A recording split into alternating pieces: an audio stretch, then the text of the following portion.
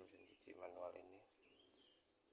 Untuk nyuci, switchnya diposisikan ke atas posisi cuci, lampu nyala, tinggal timer diputar.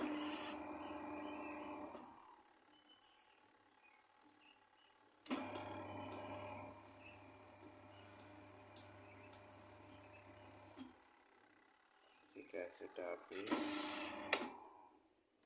untuk spin, switch diposisikan ke spin, lampu nyala, tunggu beberapa detik baru diputar.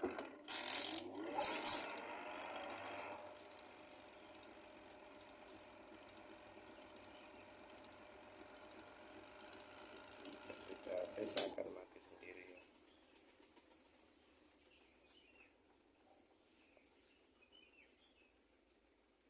Akan bisa ngebreak, switchnya di off kan posisi tengah. Terima kasih.